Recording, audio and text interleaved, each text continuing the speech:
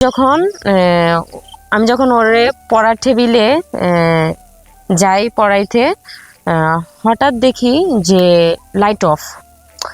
আমি তো তখন মানে আতঙ্ক হয়ে গেলাম, ভয় পেয়ে গেলাম, কিরে হঠাৎ করে লাইট অফ হয়ে গেল। তখন দেখি যে ছেলেটা মানে আমার কাছে আসলো, আয়শা সে আমার হাত ধরে সে আমাকে নিয়ে বেডরুমে চলে যায়। এভাবে বেডরুমে নিয়ে সে প্রায় 4 ঘন্টা যাবত মানে আমার সাথে সে শারীরিক সম্পর্ক করার পর আমাকে ছাড়ে।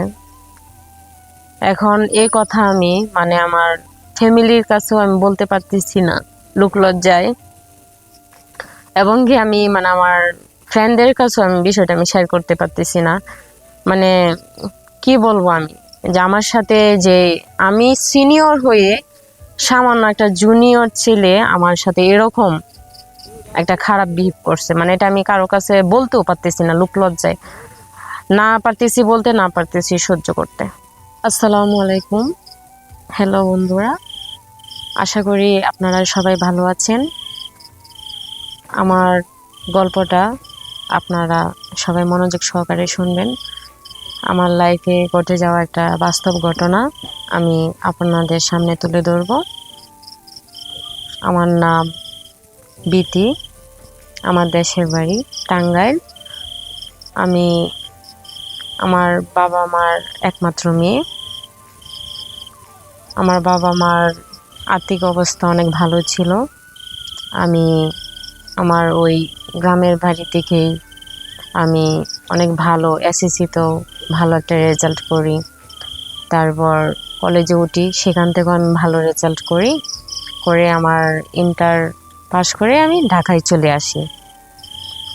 ঢাকায় চলে আসি কারণ তখন আমার একটা প্রাইভেট ভার্সিটিতে আমি ভর্তি হই। সেখান থেকে আর কি আমি আবার চাই লেখাপড়া স্টার্ট করি। তখন সেক্ষেত্রে আমার বাবা হঠাৎ অসুস্থ হয়ে যায়।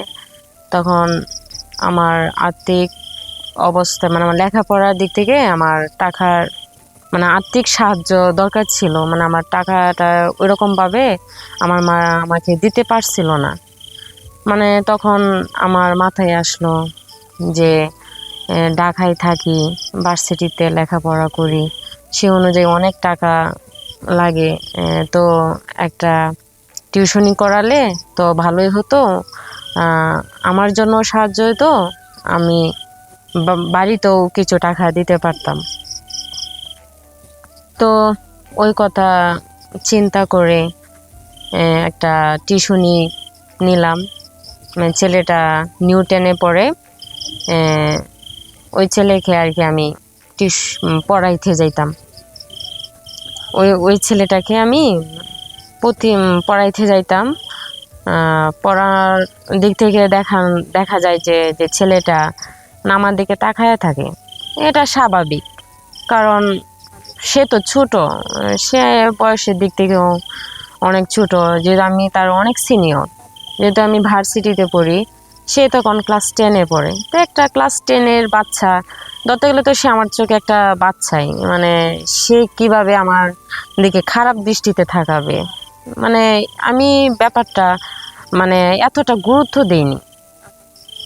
এভাবে মানে তার বাসায় আসতাম, আয়সা তাকে পড়াইতাম। তো তারে যতই মানে আমি দেখি তারে পড়াই, তার দৃষ্টিভঙ্গি একটাই থাকে যে তার দৃষ্টি শুধু আমার ফেসের দিকেই থাকে, মানে তার লেখাপড়ার দিকে কোনো মন ছিল না। মানে আমি কি করব, আমি বুঝতেও পারতেছি না, মানে ছেলেটা কি আসলেই মানে ওই রকম দৃষ্টিতে আমার দিকে থাকায় না, খুব আমি মানে বুঝে উঠতে পারতেছি না যে ছেলেটা আমার দিকে কেন এভাবে তাকায়া থাকে। আচ্ছা যাই হোক, এভাবে তাকে আমি মানে টিউশনি করাইতেই থাকি, তাকে পড়াইতেই থাকি। তার দৃষ্টিভঙ্গি সবসময় আমার দিকেই থাকে, নজর সবসময় আমার দিকেই সে রাখে। তো এভাবে তারে আমি প্রায় 6 মাস 7 মাস 6-7 মাস তাকে আমি পড়াই। পড়ানোর পর যে দেখি না, তার তো ওই দৃষ্টিভঙ্গি তো আসলেই অনেক মানে লিমিট ক্রস করে ফেলতেছে। সে মাঝে মধ্যে দেখা যায় যে কলম নিচে ফেলে দেয়, পেন্সিল কলম নিচে ফেলে দিয়ে মানে সে আমাকে বলে যে ম্যাম, আপনি আমার পেন্সিলটা একটু উঠাইয়া দেন। মানে সে তো, তারা তো অনেক ধনী ছিল, বড় লোক ছিল, তাদের কথা শুনতেই হয়, কারণ ধনী ছেলে আমি, সে অনুযায়ী তো তাদের কাছে কিছুই না, সামান্য একটা প্রাইভেট টিউশনই পড়ায়।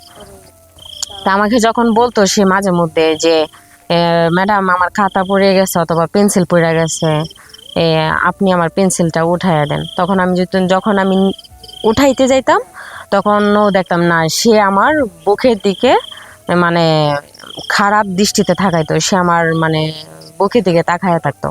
আচ্ছা, সেটাকেও আমি মানে বাজে নজরে দেখি নাই।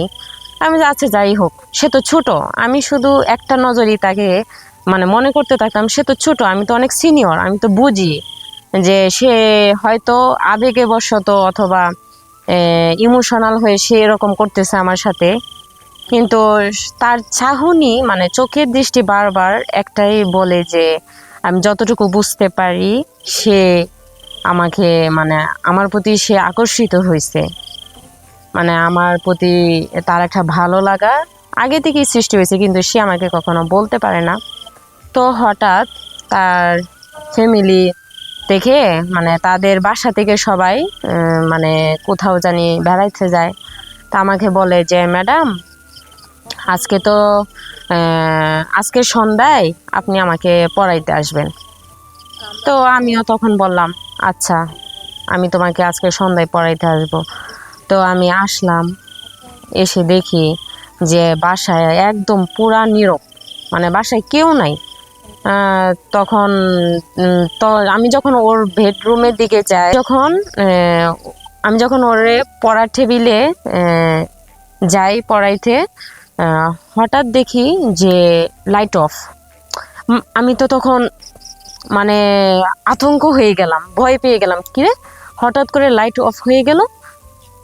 তখন দেখি যে ছেলেটা মানে আমার কাছে আসলো, আয়শা সে আমার হাত ধরে সে আমাকে নিয়ে বেডরুমে চলে যায়।